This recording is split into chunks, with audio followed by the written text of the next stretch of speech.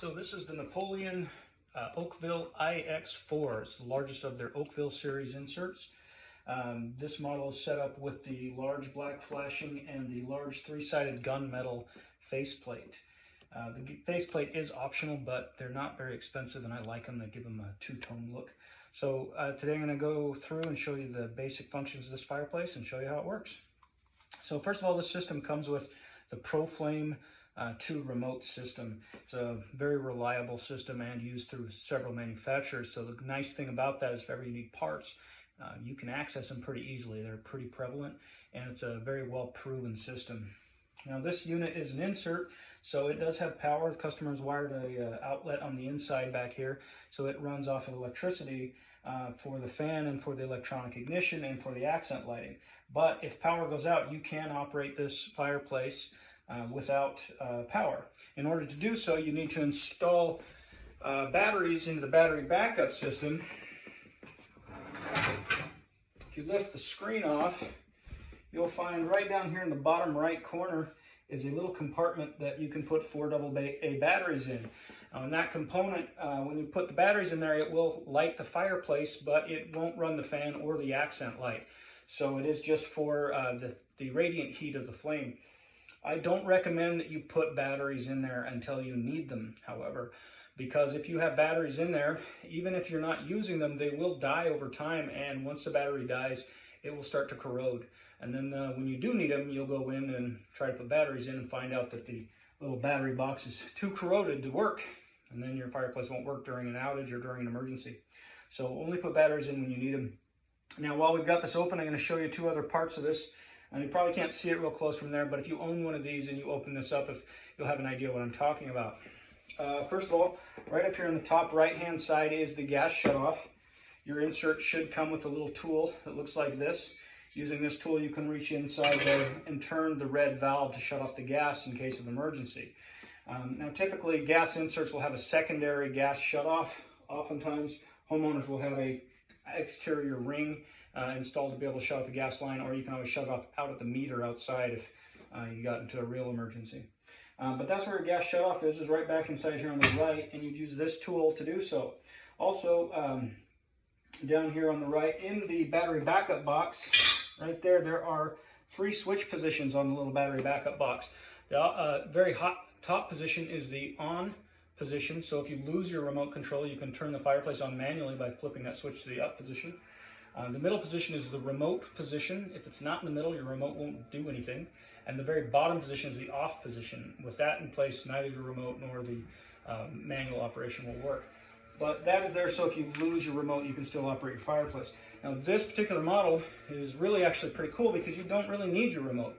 Napoleon has included the eFire system into their all their Oakville inserts, not all, just the top 3 or 4. The base model doesn't have it, but the Oakville X4 does have it. It's the eFire app, and you can download that on the App Store.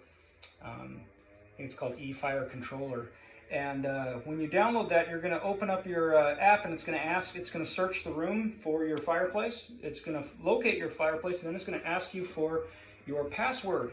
Now the factory preset password is 0000, so 4 zeros, and that's the factory preset password. Once you punch that in, then your phone will be able to connect, and you'll be able to operate this fireplace from your cell phone, which is really nice, because that way, if you're sitting on the couch and you've got your dog on your lap and you're 100 degrees and everybody's watching a movie, you don't want to get up and go turn the fireplace off, even though you can't reach your remote, you can reach your phone, so you can control it through your cell phone. That's really handy.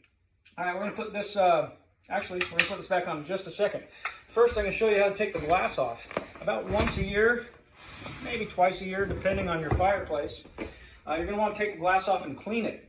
The natural gas, when it burns, has a sediment inside, and depending on your location, some places are worse than others.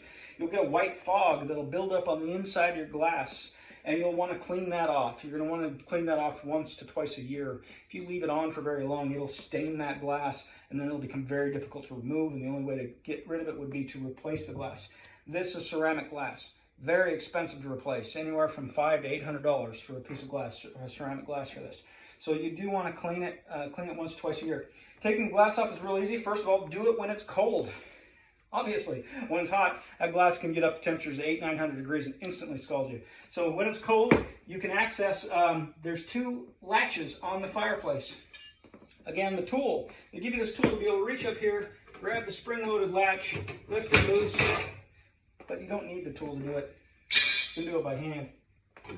And once you release those two spring-loaded latches, you can take your glass off. It'll pivot loose from the top and then lift out of the bottom. You see on the bottom of the glass here, there's a little hook on each side. One here and one down here. Those hooks catch into little slots at the bottom corner of the fireplace. When you go to put it back on, make sure you line them up. I know I didn't show you a close-up of it, but when you look at it and do it in person, it'll make more sense. So line those back up, push this back in place, and then stretch these spring-loaded clasps back into place, and your glass is back in order. All right, now that we've gone over the basic interior of this, how to clean the glass, where to access the battery backup, where to access the gas shutoff, we're going to put the screen, safety screen back on here, and we'll go over the controls and how the fireplace functions. So you can see these four hooks, pretty simple. They just catch right here in these slots and slide into place. So this is a real easy system to line up. There we go. Base plate in place. All right. So now we're going to go over the basic functions of the fireplace. First of all, right now I've got the fireplace in standing pilot mode. These systems are all electronic ignition, which means they spark, light the pilot flame, and then the pilot stays lit. Now the advantage to having the pilot flame lit all the time is that it will keep your glass warm. And with the glass warm, you won't get that instant condensation where the glass fogs up and then has to dry off. It also gives you a much quicker ignition. And by keeping that glass warm and not getting the condensation, your glass doesn't get as dirty as fast either. So I really like the electronic ignition mode. It's great, but the standing pilot keeps the glass running. And during the winter months, I just leave the standing pilot on all the time. Really cool factor about this new system is the standing pilot will only stay on for 7 days. If you don't operate your fireplace in 7 days, the standing pilot light will automatically go out and will reignite next time you activate your fireplace and stay lit for 7 days. To change that mode, so currently you can see on the remote we've got a little snowflake icon. That snowflake icon means it's in cold ignition or constant pilot ignition. And to change that while the fireplace is off, we can press this bottom button down here, and it's going to come up and it's going to say CPI, and that means constant pilot ignition or cold pilot ignition. And we can change that by pressing the toggle button down to IPI, which means intermittent pilot ignition. Now when we set it,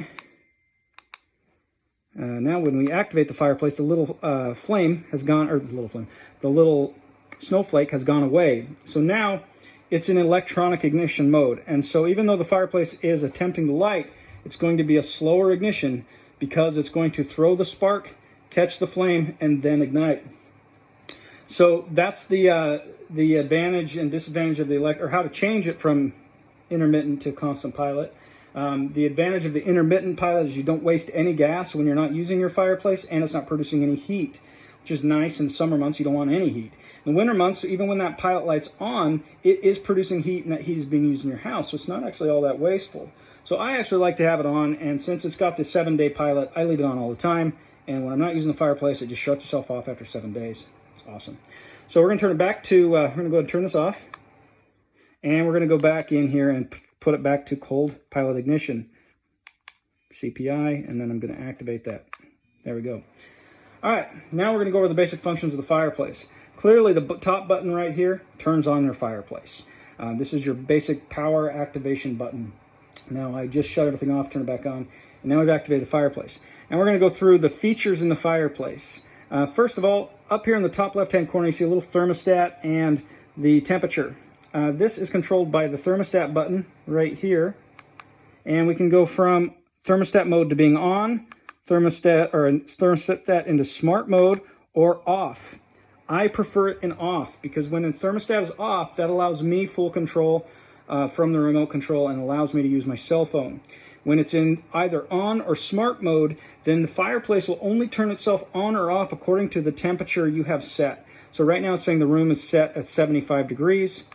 If the room is 75 degrees, the fireplace is set at 41 degrees, and so it will not turn the fireplace on until the room reaches 41 degrees. So in this mode, I can't just tell it what to do. It won't turn on, it won't activate, it won't do anything until I take it back out of thermostat mode. So that's why I don't usually use that thermostat mode. So I'm going to use the thermostat button again to get that little on icon to read off. Smart mode, I don't know. I never actually researched it, but it's basically like having the thermostat on. So if you want to know about smart mode, you can look it up. So that's your thermostat button. Now down here across the bottom, as we press the bottom button on the remote, it will toggle through the different features of the fireplace. So starting here with the flame lit up, we're now in flame mode, and using the up and down toggle button, I can control the height of the flame. Turn it all the way down. It's great. By pressing the bottom button again, I move over to the fan mode, and from here I can turn down the speed of the flame or turn it all the way up. I don't usually run it on up. I don't usually run it on high because it makes a lot of noise. So just like the fan in your car, blowing air makes noise. So we're going to turn that way back down. I like it on 1 or 2. And then we're going to turn it over here. Now this one is an interior lighting system. It's a top-down halogen light that lights the logs from the top down. However, you can't see it right now because it is a sunny 80-degree day. And it is bright in here, so you can't see the lights. But in the evening, you can use this feature to light up the logs and even have your fireplace light up and showing some ambiance without it even running. So that's a cool feature of your accent lighting. One more time, we press this button, we go over here. Now this is a dual flame, you see that? That's because this system is set up with dual burners. And you might have noticed the flame doesn't seem really spectacular. Currently it's on very low. But it's also on only one burner. I've only got it set on one burner at very low, so this is the least amount of BTUs this fireplace will put out, and right now it's probably around 15,000 BTUs. But I can go into this mode and turn it on, and that's going to open up the flame in the back. Oh, there it goes, just pop the flame in the back. Now when I go back to my other flame icon all the way through, there we go, I can turn my flame up to maximum. And with both burners going and the flame on maximum, we get something close to 40,000 BTUs of heat, which is about half of that of a furnace. So it's enough to really heat most of your home and makes it very useful. So going in through our modes, that's your dual burner. This one is an accessory. It would be used for a different, some other Napoleon products have LED lights in it, and you would use this for LED lights. This model doesn't have LED lights, so it doesn't do anything. So we skip right past that one, and just, it doesn't matter if it's on or off, it doesn't matter. So using the bottom button, we toggle through the actual uses of the remote control. The middle button is your up and down. This button is your thermostat. Again, run it in manual if you ask me. And this button is your power button. Now there is a system to lock this thing out. If you are playing around with it, you can lock this remote, which will lock everything off, and then you have to look up the manual on how to get that lock to come off. I don't remember it off the top of my head. It's something like holding down 2 buttons or doing something funny. You can always call the Napoleon or your product's hotline and ask them how to deal with it. If ever you see a little lock icon come up on your screen, that means you're in lock mode and you have to unlock it. You could probably also YouTube that. All right, so that's pretty much it. This remote is battery operated, so 3 AA batteries in there run the remote. You do not need to have batteries in the fireplace for the remote to work. If you put batteries in the battery backup, it will fire the flame and power the remote system. But unlike some fireplaces that have a receiver board inside the fireplace that runs off batteries, this one, the receiver board runs off of the 110 power that is already hardwired in, so you don't need to worry about any batteries in there except for the battery backup during a power outage. And that's pretty much it. Those are all the features of your Napoleon Oakville I X4. It's a really beautiful fireplace, and I hope you enjoy it.